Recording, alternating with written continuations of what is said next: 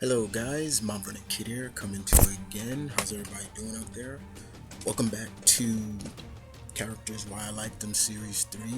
Still, basically, for the first few half of this series, still showing my love and respect for those pulp era heroes that we must show respect for because they came before the heroes that are now.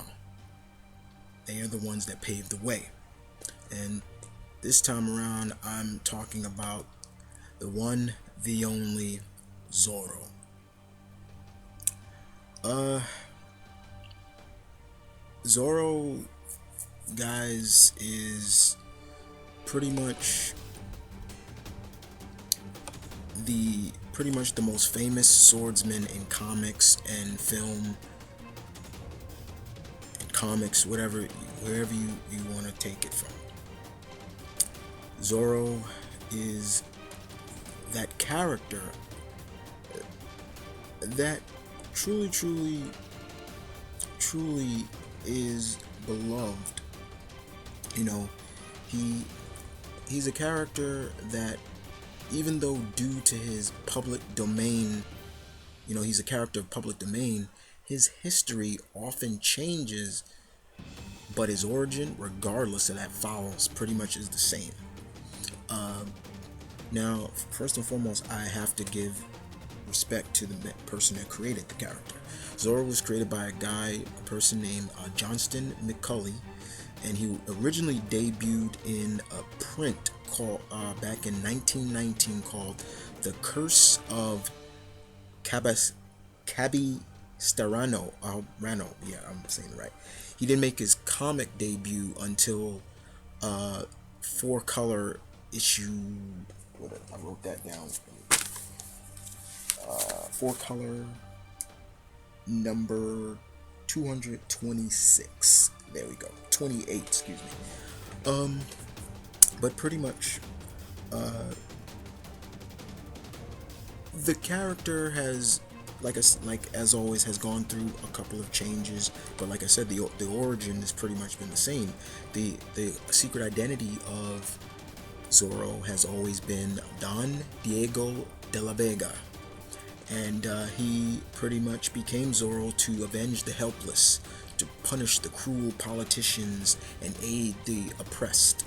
This is during the age of pretty much when you can kind of say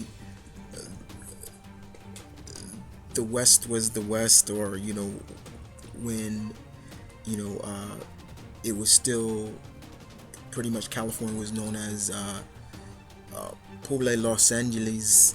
Basically, it's a lot. It's a lot. I wrote a lot of stuff down. Sorry, guys. But besides that, Zorro is another character that pretty much, no matter what, the character Batman kind of came from. Believe it or not, there's a lot of characters that Batman got influence from. The the Shadow is one of them, Zorro is another one, and another character known as Black Bat, which I will be talking about later on. But Zorro always carried himself with a lot of class and humility, as well as humbled himself, because he, in a sense, believed in the people and was always stood by the people, the working men, the working class, and the working men and women, those who went through hardship, because pretty much that's what the character was, you know. And when he faced his foes, he always took a lot of pleasure of humiliating his foes, those who seek to exploit the general public and the poor. And he would in front of people, he would basically he was the great swordsman that he was. And in a sense, besides Zorro was one of the few characters besides the Three Musketeers that actually really intrigued me into fencing. I really enjoyed the art of fencing. It was because of those characters that I kind of looked at fencing as like, that is so cool. Like, that's really cool. Zorro was that legendary crusader, dressed all black, decked out all black, mask, cape, a rapier or a fencing sword, and rode this beautiful black stallion, and he fought all those cruel politicians you can think of, that, money grubbers and things like that. His horse's name was Tornado, and he was a cool character. Think of a Spanish version of the Lone Ranger, pretty much. That's the way I look at it. But he was just always cool. He was so experienced at swordsmanship. Like, he can battle multiple opponents by himself and outclass them, which always was intriguing to me. I was just like, that is so cool that he can do that.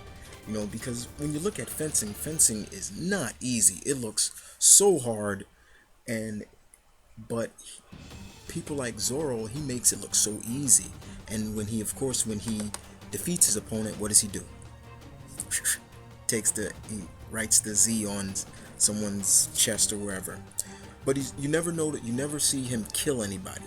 He's not really known for killing, and that was something that I took a lot in the character, because I thought, yes, he uses a rapier, a sword, that's a weapon, but he doesn't kill them, because in a sense he's already done what he needs to do to his opponent by basically showcasing, I'm better than you, and you're gonna stop oppressing the downtrodden. So that was always cool.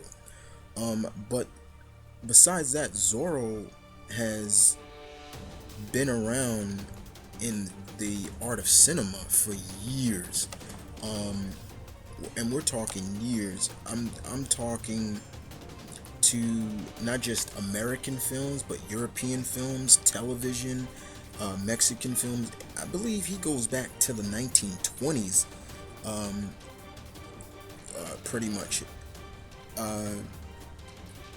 And of course, the 1950s. There was a lot of different eras that he's been around. He's been around for a long time, and it's always good. There are a lot of novels on him as well, and of course comics. The recent, he's been with many different comic companies, from Topps Comics to even Marvel. Even Marvel had Zorro for a while, but Dynamite really did a good job with him. Dynamite has always done a good job with the pulp era heroes. And of course, like I said, the movies wise, there been so many movies of him.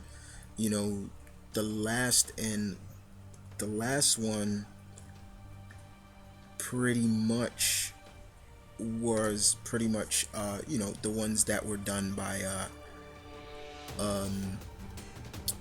Mr. Antonio Banderas, which I did enjoy. I thought those were really fun. I thought he did a very good job with the character. I love that Sir Anthony Hopkins was the previous Zorro, and then he passed it on to him, which made it even cooler. And in terms of recent comics, Dynamite still does Zorro, and the latest thing we saw Zorro in was the comic Mask, which was a almost like the pulp era heroes coming together like the Avengers, and it was really good. Very fine job, I thought, that they did with that.